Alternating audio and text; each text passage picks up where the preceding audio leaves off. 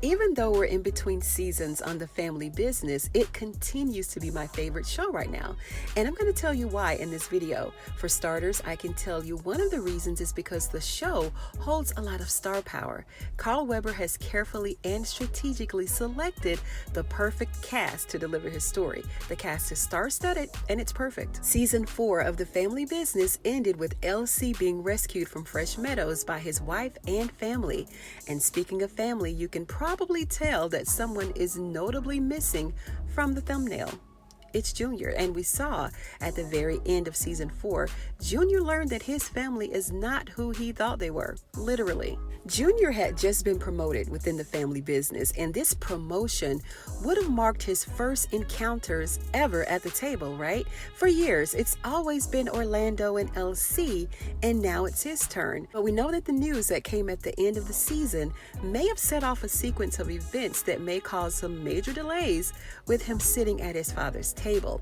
Now, I'm making a conscious effort to not be too presumptuous of what season 5 is going to hold, but I would like to play audience surrogate here for just a moment and pose the question that may inevitably be passing through our minds, and that is, can we trust all the members at LC's table? We all saw that with the creation of fire that people got greedy and they started thinking sideways for the most part.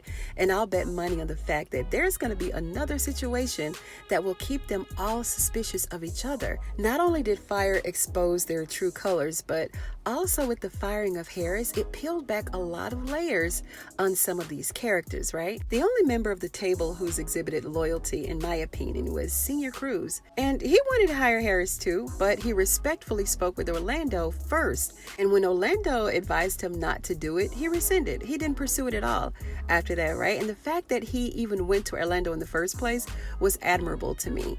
Unlike the others, like Brother Minister and Tony Dash, they bypassed all the protocol and went straight to Harris with offers. And Brother Minister even told Harris that he didn't have to tell LC anything. I don't trust him. I don't trust Brother Minister at all.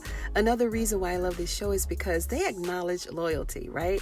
I'm sure that LC can count on one hand how many members of his table that are truly loyal to him and his family. Now, they've all expressed a little bit of loyalty on some level, right? But it's always half-baked. And if the members of the table weren't being knocked off one by one, I'm sure that their loyalty would have dwindled in the wind because it's already shaky to begin with. And most of them slowed down a lot or even stopped selling heat altogether because of the profits that they were making from fire. So I feel that it was just a matter of time before they would have stopped supporting LC and his family altogether. Now, with a great number of members already gone, we had Don Frederico, Bernie, Corey Black, the 2 Chinese guys. I don't know, did I miss anybody? If I left somebody out, leave their names in the comments. Now, with them being gone, who's going to fill these empty seats? Is Vegas a member of the table? I really can't tell because as soon as he got out of prison, he had to go and look for LC. But he did tell Junior to call a meeting so that he could look all the men in their eyes to see if they knew anything about LC being missing. Why would he even suspect that they know anything but not say anything? Because he don't trust him either, right? Apparently, we're on the same page, Vegas. Same page, right? Another reason that I love this show, it's so appealing to me because it's a family business and LC's family is loyal to the core. So it's going to be interesting to see Junior's reaction to all of this in season 5 because he wasn't receptive to what anyone had to say. Nobody except Donna.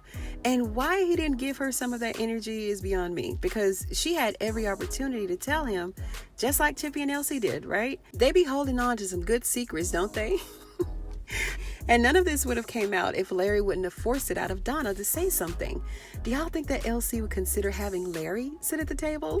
Because from what we heard throughout season 4, right from Nene herself, she mentioned that Larry would be okay if he's taking his medicines. Remember when she was trying to convince LC to go and get him and let him come home for a little while? Do y'all think that Larry would be an asset to the table? All they have to do is set up a room for Larry in the mansion, right? Then let Nene and Brandy give him all the meds that he needs to stay mentally stable, right? No? Okay. But we all know that old saying, right? The surest way to tame a prisoner is to let him believe that he is free. Let that sizzle in your spirit for just a moment.